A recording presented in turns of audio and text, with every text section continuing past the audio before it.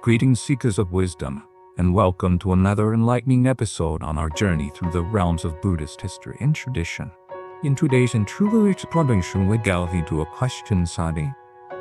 Prepare to be captivated by the surprising revelations backed by substantial evidence? As we unravel the dimensions of the Buddha's relics and explore ancient texts, we embark on a thought-provoking journey that challenges conventional perspectives. Join us as we navigate the heights of history and speculation, aiming to shed light on the physical stature of the revered teacher.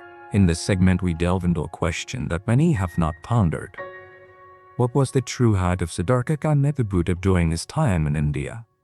While my conclusion may surprise some, it is supported by substantial evidence. According to various sources, the height of Buddha was approximately a little over 3 meters or around 3.8 meters, which is roughly 3.8 times the average human height. Now let's provide factual support for this claim. In the Bentlet Famine Temple in China, which was reconstructed in 1987 after half of it had collapsed in 87, a advanced collection of Tang Dynasty artifacts was discovered, including over 2,000 pieces of Tang Dynasty relics. Among these findings was a relic of the Buddha's finger bone. This relic was exquisitely wrapped in 8 layers of gold leaf representing the finger bone of Siddhartha Gautama. It is interesting to note that the bone of the Buddha's finger is around 40.3 centimeters in length, 12.11 centimeters in width, at 13.75 centimeters in circumference at the upper end, and 16.5 centimeters in circumference. It had a milky yellow color. To put this into perspective, consider that the average length of a human toe bone is approximately 2 centimeters. This Gautama's dimensions are proportional and consistent with the proportions in ancient texts. Furthermore, in Beijing's Baikasi and other monasteries, they have relics of the Buddha's tooth. These relics are approximately 5-6 centimeters in length. The 5-6 centimeters refer to the width of our lips, which is quite different from the modern understanding of height. It is worth mentioning that in ancient times humans were generally of larger stature. It's consistent with the description of beings from the time of the Buddha in ancient texts. According to these texts, beings in that era could fly freely without the need for sustenance. But upon descending to earth, like consuming its fruits, their avarice increased, causing them to gradually lose their ability to fly. Their lifespans and heights decreased, and at the age of 100 years, they could give birth. This eventually led to the current human height, a lifespan. As per these ancient accounts, with every 100 years passing, 1 year is deducted from the average human lifespan, and 1 foot from an average human height.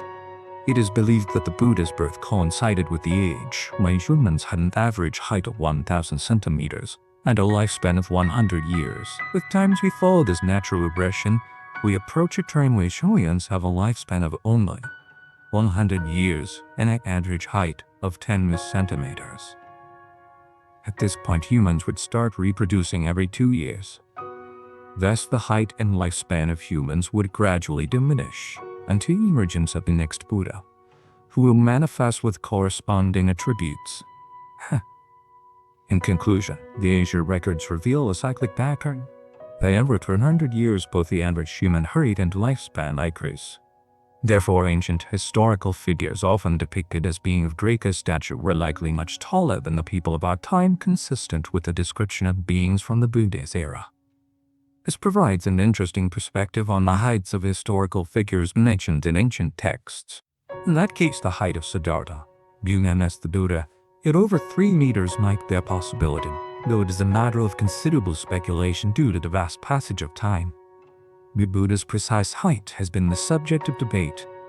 While I once witnessed a remarkable relic, the preserved tenth found in a hidden temple in Segu, where the Buddha himself had visited, it's important to note, but this discovery doesn't give his exact height, according to the records. This relic that the tooth was notably large, which aligns with some interpretations of the Buddha's dimensions in ancient texts. However, it is challenging to arrive at a precise conclusion based on these findings. Nevertheless, it is intriguing to consider these perspectives. Furthermore, it is mentioned in the ancient text that when the Buddha was a young boy of 12, He was unusually tall. It is noted that when he was in the region of Sikkim, he already stood significantly taller than his peers of the same age. This further supports the notion of his exceptional height. In this segment, we've shared some intriguing insights into the Buddha's potential height, though it's important to remember that exact measurements remain a matter of debate and speculation. As we continue our journey of exploration, we look forward to delving deeper into these fascinating aspects of Buddhist history and tradition. Are you a seeker of wisdom? The Buddha's revered teacher offered profound guidance to those who sought it. Many beginners often feel uncomfortable when it comes to renouncing desires. The teachings of the Buddha emphasize compassion, kindness, and loving what shall not be loved. It is understandable that tackling sexual desire in particular can be a challenging aspect of spiritual practice, as it may give rise to various cravings and attachments. Some may even perceive their bodies as their own, thinking that they can shape them as they please without causing harm to others. As we conclude this episode, we've traversed the realms of speculation surrounding the Buddha's height, encountering relics and ancient texts that offer intriguing insights. The cyclical patterns of human height and lifespan as described in ancient records add a fascinating layer to our exploration. While the exact measurements of Siddhartha Gautama remain elusive, we've touched upon remarkable relics and historical accounts that hint at an extraordinary physical presence. Join us in the episodes to come as we delve deeper into the wisdom of the Buddha, exploring not only the physical, but also the spiritual dimensions of his teachings. Whether you're a seasoned seeker or just beginning your quest for enlightenment, the path ahead promises to unravel known mysteries and offer profound guidance. Stay curious, stay enlightened, and may the journey continue to illuminate your soul.